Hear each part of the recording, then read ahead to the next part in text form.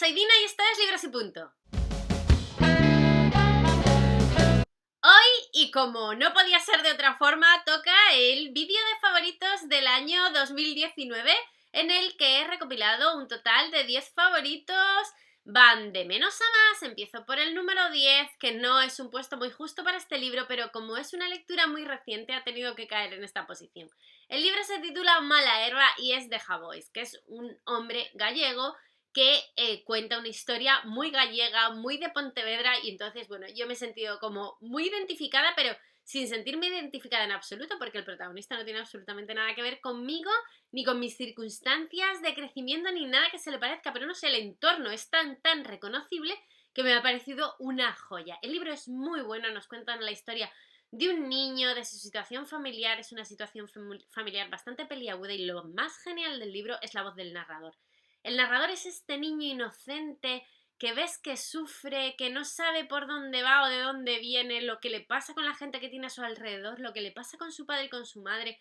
Bueno, es todo muy característico, como muy singular, muy diferente, es una lectura muy original y me parece que Javois escribe de una forma brillante y maravillosa y pienso leerme todo lo que caiga en mis manos de él porque de verdad que es muy bueno. Y ya os digo, si está en el puesto número 10 es porque no sabía a cuál desbancar del resto de los anteriores que ya estaban ahí por derecho propio. En el número 9 he puesto Un artista del hambre, que es en realidad más que un libro o una novela, podría decirse que es un relato de Kafka. No sé si tendrá unas 30 páginas, no sabría deciros, bueno, intentaré buscarlo y dejaros la referencia. Y es un libro que me sorprendió muchísimo. Creo que me sorprendió porque yo no había leído nunca Kafka y claro, no sabía la manera de describir que tiene este hombre, que es lo más destacable desde mi punto de vista, bueno, desde el desconocimiento porque es lo único que he leído suyo.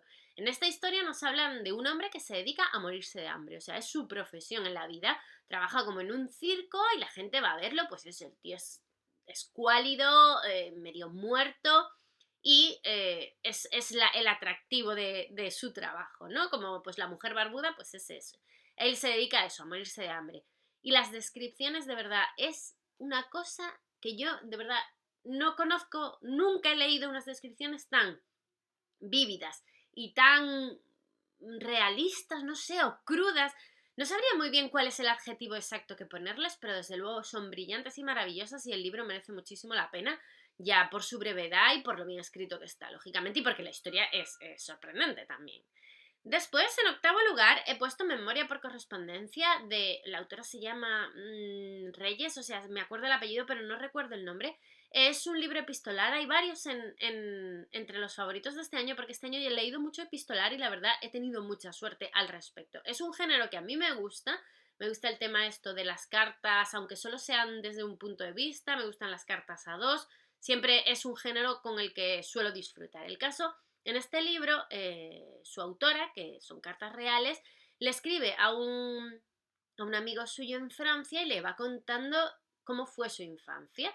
Empezó la correspondencia un poco por casualidad y el amigo le insistió que por favor le siguiera escribiendo y contando cómo había sido su infancia, porque esta autora no ha escrito mucho más, de hecho creo que no ha escrito nada más, porque ya lo que era pintora, pero bueno, sorprendente es poco y bien escrito es poco. El kit de la cuestión, o sea, lo más destacable que yo diría de estas cartas es sin duda la crudeza con la que cuenta las cosas y la naturalidad a la vez. Es impresionante. Ella nos cuenta sus miserias porque tuvo una infancia muy terrible, pero muy terrible, de miseria, eso de no tener nada, no tener quien a uno lo quiera, más que la figura de su hermana, y bueno, es muy terrible. Pero ella lo cuenta como el que bueno, a mí me pasó eso, pues ya está, pues yo lo asumo, pues yo lo viví y lo sufrí, pero bueno, lo tengo superado. No sé, es la manera esa la narración es impresionante, ¿verdad? Por eso, por hiperrealista, ¿no? De alguna manera y muy como el que está hablando del tiempo. Una cosa muy sorprendente y de verdad maravillosa, me gustó mucho este libro. Después, en séptimo lugar, he puesto Para Helga, que es otro libro epistolar, también desde una sola voz. Este es como muy folclórico. Es un libro que está ambientado en Islandia y que nos habla el hombre, ¿no? Este es ficción, no está basado en la realidad. Un hombre mayor, ya en su vejez, recuerda a un amor de juventud que fue, pero no fue todo lo que él quiso que fuera. y todos los errores que él cree que cometió con ese amor. Él estaba casado, se enamoró de otra persona, bueno, y nos van contando la historia. Y es todo como surrealista, de verdad.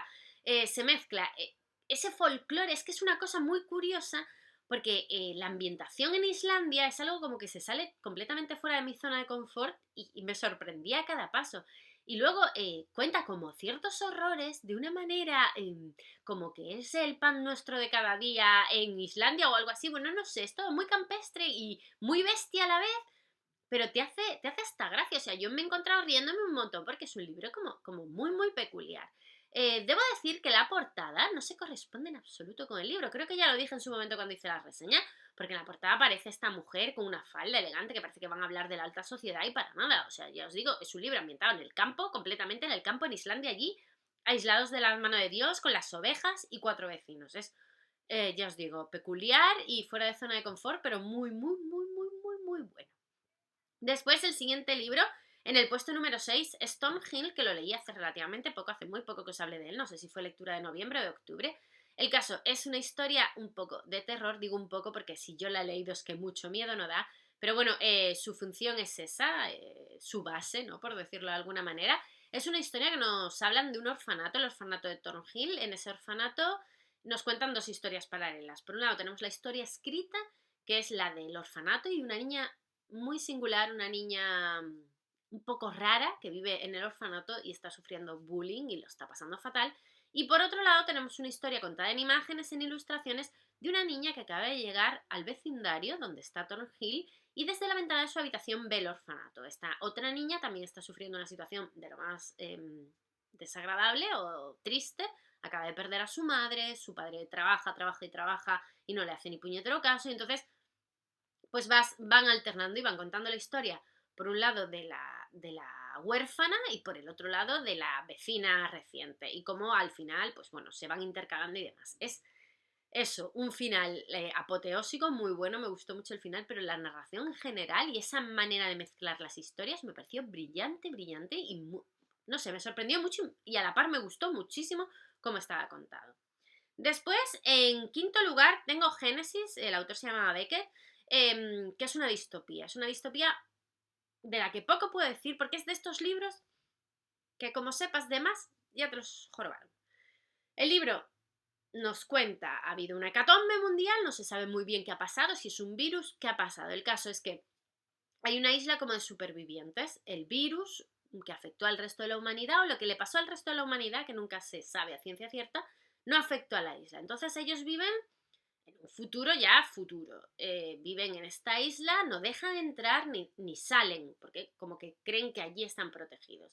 Y han ido avanzando y es una sociedad como utópica, ¿no? Todo perfecto y maravilloso, súper inteligentes, han alcanzado metas increíbles y demás. De repente, la historia comienza cuando nos cuentan que alguien ha entrado a la isla. Entonces, van narrando la historia de una niña y la historia de esa llegada de alguien de fuera a la isla. Esa niña tiene como una especie de selectividad, es algo así, y tiene que dar pues el temario de alguna manera, todo lo que él ha estudiado a lo largo de su vida, ¿no? Y bueno, nos van contando. Y ya no digo más porque es lo estropeo, pero el final es de quedarse con la boca abierta, pero como un buzón de correos. Es impresionante. Y bueno, a mí me sorprendió muchísimo. Es un libro breve, de unas 200 páginas, se lee enseguida. Es trepidante y de verdad que el final es brutal y merece muchísimo la pena. Después, en cuarto lugar, me leí Actos Humanos de Han Kang. Vamos a ver, Han Kang es la autora de La Vegetariana. Y yo la odiaba, o sea, porque a mí La Vegetariana me decepcionó tanto. Fue un libro de estos que me pareció tan ¡ah! Que decidí que odiaba a Han Kang con todas mis fuerzas. O sea, era de estas autoras que dije, no la pienso volver a leer nunca más, jamás en mi vida. Resulta que en enero, porque este libro lo leí a principios de año, fui a la biblioteca, lo tenían como novedad allí en destacados y me dio cosilla y dije, venga, vamos a darle otra oportunidad. No sé, me llamó la atención, fue de estas casualidades. El caso es que lo leí y me maravillé, me pareció un libro del carajo, que cuenta una historia del carajo, que está escrito de maravilla. Alternan los capítulos con voces diferentes cada capítulo y nos cuentan un periodo de la historia de Corea del Sur que yo no sabía que existía. O sea, me quedé alucinada de que algo que pasó relativamente hace poco, porque no se estoy hablando de un hecho histórico en plan de 1625, no, un hecho histórico de antes de ayer, o sea, de 1990 y algo. en el que la sociedad se intentó rebelar un poco y los masacraron. Y que eso no haya trascendido, bueno, que yo desconociera el hecho me pareció pues muy sorprendente. Después estuve investigando porque claro, son de estas cosas que dices tú, pero yo por qué no sé que esto pasó, me pareció muy fuerte. Y la historia es estremecedora y te pone los pelos de punta porque ya te cuentan la historia de uno que encarcelaron, de otro que mataron, de el que perdió al hijo, al padre, al hermano. Bueno, es terrible, pero está escrito con una ternura y una empatía brutales. Bueno, es lógico, ella es de allí y me imagino que, claro, eso también se transmite a la hora de contarlo. Muy, muy, muy bueno, 1000 veces mejor que La vegetariana, como de aquí a San Petersburgo. Después, en tercer lugar, ya llegamos al top, he puesto Diles que no me mate de Juan Rulfo, que me pareció impresionante. Impresionante. Este también es cuento o relato, quiero decir, no es novela de muchas páginas, es algo bastante breve. Y me dejó con la boca abierta esa agonía de ese hombre. El título ese, Dile que no me maten, por favor, diles que no me maten, es estremecedor, pero es que no os hacéis una idea. Este libro lo que me llegó, lo estaba leyendo y era como, por el amor de Dios, o sea, es una angustia y está contado tan bien que te llega esa angustia tan adentro, porque es como que había huido, había conseguido escapar y ahora vienen a por él y no tiene escapatoria y está hablando con su hijo y diles que no me maten, diles que... Madre, es que de verdad, o sea, por favor, leéroslo si podéis, que es un momento de vuestra vida y lo vais a estar agradeciendo pues durante mucho tiempo porque es una lectura asombrosa, asombroso lo bien escrito que está y lo buenísimo que es Rulfo.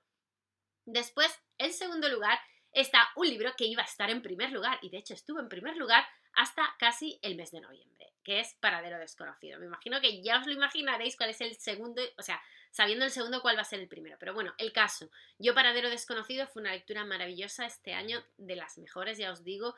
Es otro libro epistolar en el que nos hablan de dos amigos que viven en Estados Unidos, los dos son alemanes y uno decide volver a Alemania. El otro, el que se queda en Estados Unidos, es judío, el que vuelve a Alemania no lo es. Bien, y ellos comienzan a cartearse. Resulta que el amigo que vuelve a Alemania comienza el levantamiento nazi y se vuelve nazi, pero nazi perdido. O sea, y es cómo conversan, cómo se intentan convencer el uno al otro.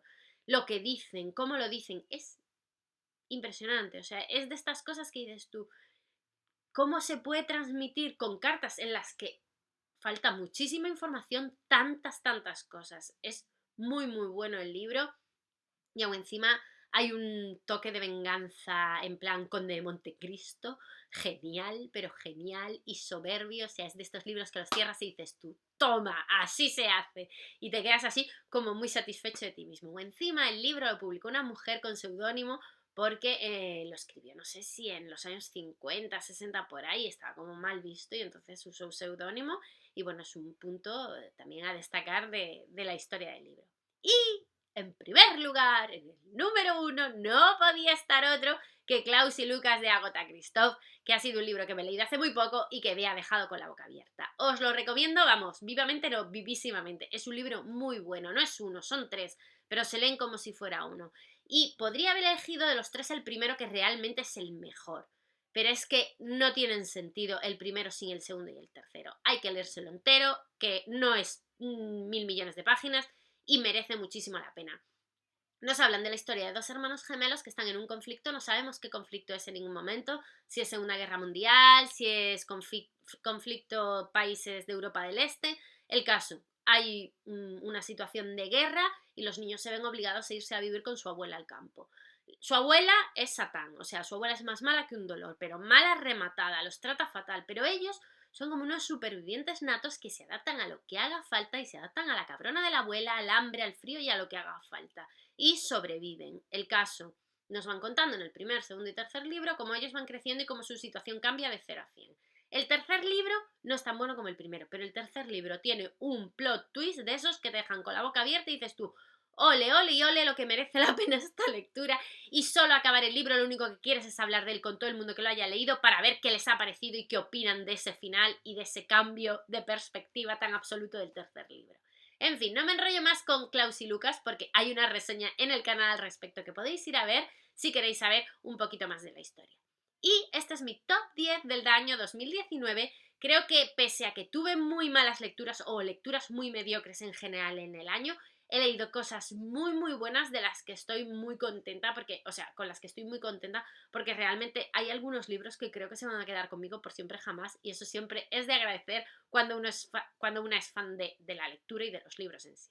Y nada, eso es todo por el vídeo de hoy. Me encantará saber cuáles han sido vuestros favoritos de este 2019 para proponérmelos como futuras lecturas, que ya sabéis que a mí eso de hacer listas de pendientes me encanta. Y nada más, eso es todo por el vídeo de hoy. Adiós.